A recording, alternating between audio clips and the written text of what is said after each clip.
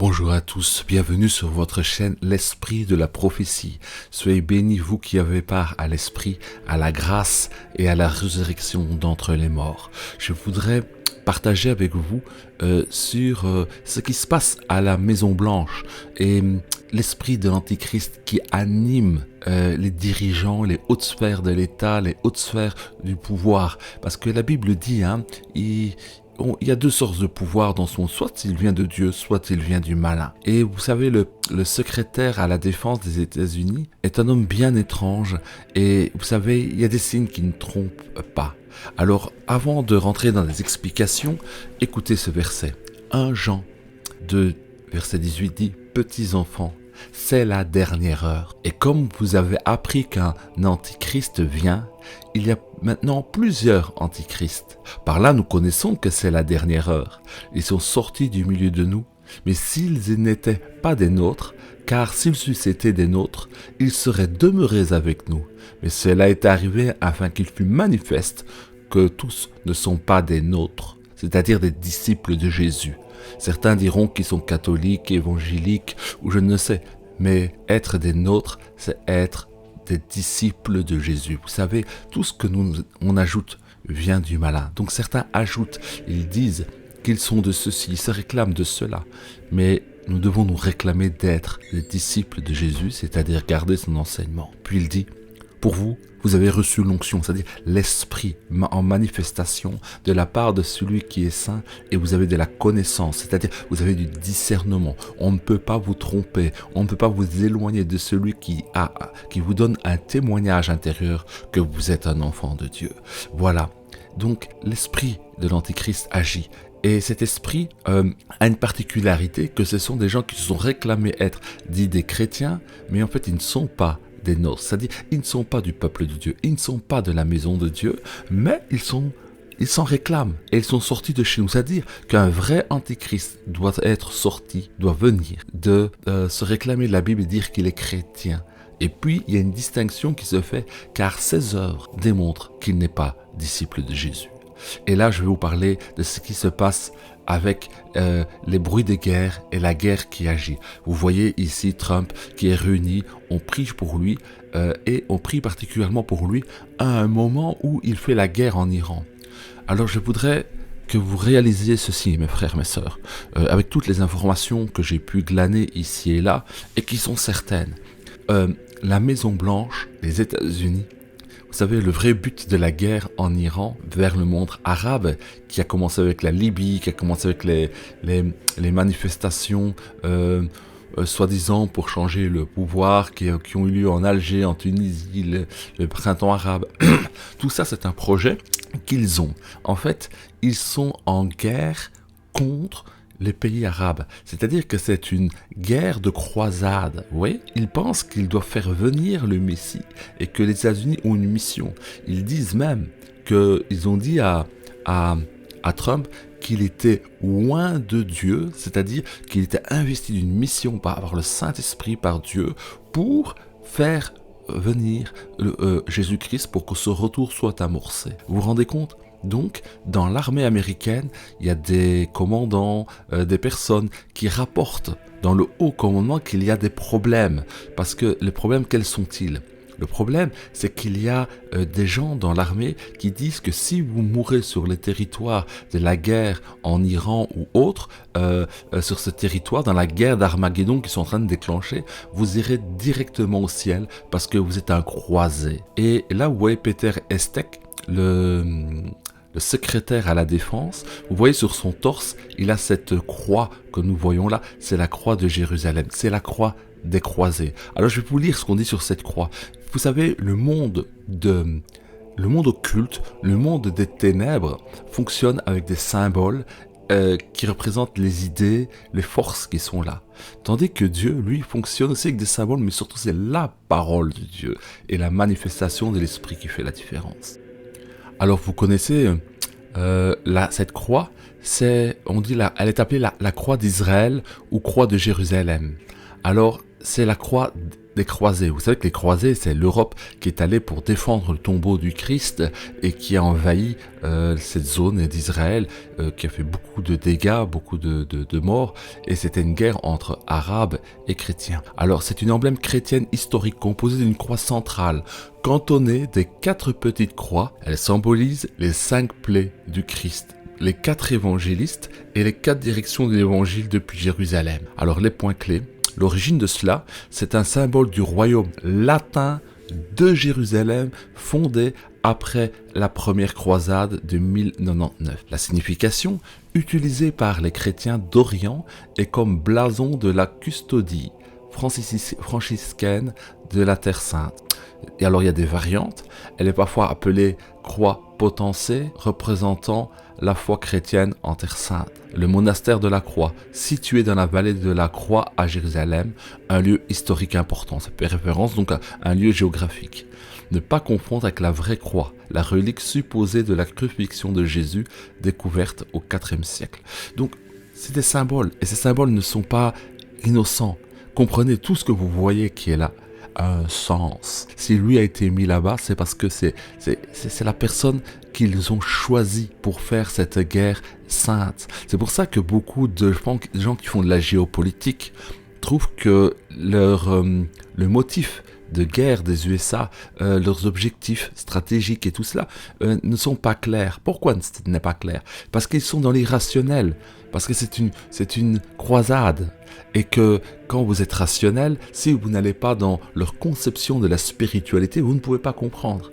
Alors il y a un principe, mes frères, qui est dans la Bible, que nous devons savoir, c'est qu'on ne peut pas tenter Dieu. On ne peut pas forcer la main à Dieu pour qu'il agisse plus tôt ou plus tard ou avant l'heure. On peut intercéder pour négocier avec Dieu dans la supplication, pour essayer de se soustraire à quelque chose ou à une autre.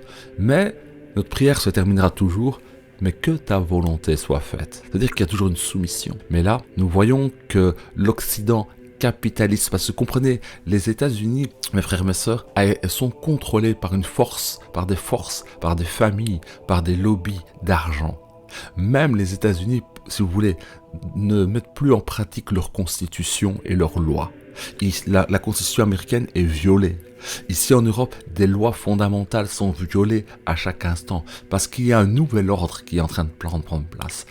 Au-delà de se battre pour l'énergie, pour le pétrole, pour la suprématie, comprenez qu'il y a une guerre spirituelle qui est en train de se faire et le royaume qui est en train de prendre place par l'amour de l'argent qui est la racine de tous les maux, qui contrôle, qui achète, qui corrompt les cœurs, c'est l'empire de l'Antichrist. Au-delà de tout ce qui est géopolitique, nous voyons l'empire de la fin des temps se mettre en place dans sa structure. Ça passe par le chaos, par la destruction, par l'effusion de sang, par la mort de bien des innocents, de Gaza à l'Iran, à la terre d'Israël, partout. Il y a des innocents qui meurent, partout. Jusqu'en Ukraine, en Russie, du sang coule. En Afrique, du sang d'innocents coule de tous côtés, mes frères, mes sœurs. Et certains sont là pour aller faire une guerre sainte et veulent provoquer le retour de Jésus. Vous savez que le retour de Jésus, c'est quoi? C'est aussi un jugement. C'est aussi un jugement. Donc, ils veulent faire venir le jugement. Mais est-ce qu'ils produisent les œuvres des disciples? Est-ce qu'ils aiment leurs ennemis? Est-ce qu'ils donnent à boire, à manger à leurs ennemis? Est-ce qu'ils leur font du bien comme Jésus l'a recommandé? Non, ce n'est pas cela qu'ils mettent en pratique. Vous les reconnaîtrez par leurs œuvres. Par contre, ils lancent des bombes à tout vent. Des familles sont brisées, des innocents crient. Et je vous assure, mes frères et mes sœurs, c'est un grand malheur qui est là. Nous sommes tenus un peu à l'écart. Mais ne vous étonnez pas que le malheur vienne jusqu'à nous, que la détresse nous atteigne aussi. Alors, vous voyez, quand Trump s'est lancé dans cette guerre contre l'Iran pour les intérêts particuliers d'Israël et de sa sécurité, vous voyez, il était allé chercher la prière. Donc, il était chercher l'approbation la validation et la justification de ses actions et de sa politique. Et là, vous voyez, il y a un prêtre orthodoxe, il y a cette dame en jaune qui est une prêtresse évangélique, je vais dire décadente, et derrière, vous voyez, quelqu'un qui a l'allure d'un rabbin. et il est allé chercher la prière, il est allé chercher la bénédiction, vous voyez, parce qu'il est en mission. Les médias ne transpirent pas de cela, ils ne disent pas cela, mais ils en parlent un petit peu. Ils pensent vraiment que Trump a été loin pour soutenir Israël, pour faire venir le Messie, pour amener l'apothéose de l'Armageddon et l'avènement du Messie. Est-ce qu'il les utilise? Qui utilise qui? Et qu'est-ce qu'il croit vraiment? Mais vous voyez, il est entouré et il est influencé. Et son secrétaire d'État, vous avez vu avec cette croix qui est là que je vous ai montré, c'est pas innocent. Il y a trop de signaux qui nous disent que nous voyons le décorum de la fin des temps se mettre en place. Je vous avais dit que les Écritures nous disaient avec le cavalier noir de l'Apocalypse que c'était la fin du système capitaliste. C'est cela que nous voyons, l'effondrement du système capitaliste, mondialiste, occidental en train de prendre fin. Et nous voyons un règne nouveau qui prend place, qui est celui des pays musulmans arabes qui arrivent. C'est cela qui est en train de se faire. Et vous voyez que ce changement s'opère sous nos yeux, cette transition sociale, mondiale, et géopolitique se font sous nos yeux. Parce que, et je vous disais aussi que les Écritures nous montraient qu'il fallait que Israël soit isolé, se retrouve seul. Parce que si elle n'a plus le soutien des États-Unis, des USA, alors les nations qui sont autour, qui vont se réunir pour l'Armageddon, attaqueront. Et il faut qu'Israël soit isolé. Et nous voyons les germes de tout ce qui peut arriver pour l'isoler.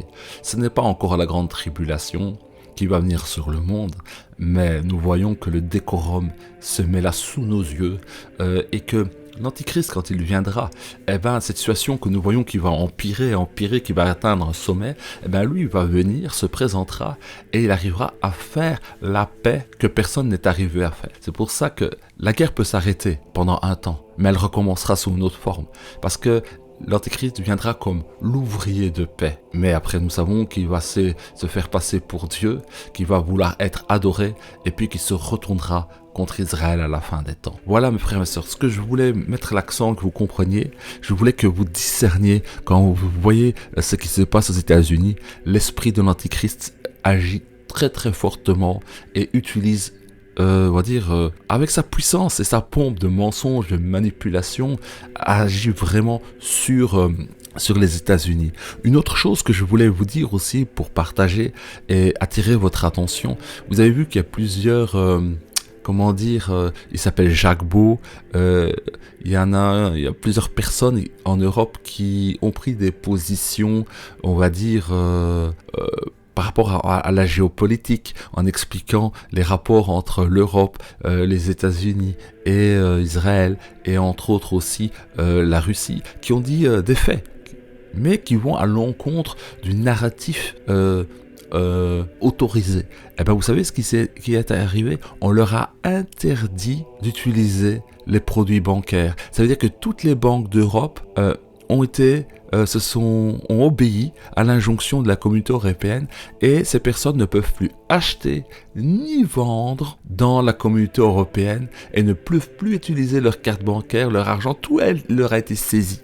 Et maintenant, ils doivent, sans jugement, aucun jugement, tu peux même pas te défendre. C'est-à-dire qu'il y a des personnes qui se réunissent et tu es exclu du système économique. Mes frères, mes sœurs, ce signe nous vous en dit long.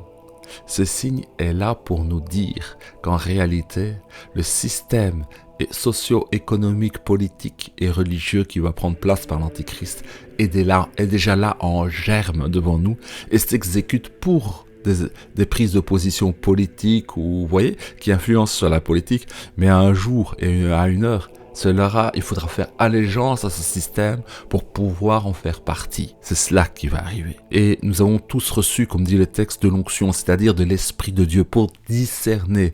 On ne peut pas te mentir à toi qui as l'Esprit de Dieu. On ne peut pas te manipuler, toi qui as le discernement de l'Esprit. Nous sommes passés d'une étape à une autre et nous sommes entre le cavalier noir de l'Apocalypse et le cavalier vert de l'Apocalypse. Et après, quand il y aura l'ouverture du 5e sceau, ça sera l'enlèvement. D'ici là, mes frères et mes sœurs, que la grâce de Dieu soit avec vous et que l'onction qui vous enseigne toutes choses vous rende sages, paisible, ayant le discernement, bannissant toute crainte de vos cœurs, que la puissance de l'Esprit vous accorde la paix et la joie au milieu des cris et des détresses, en attendant l'avènement de notre Seigneur Jésus. À bientôt.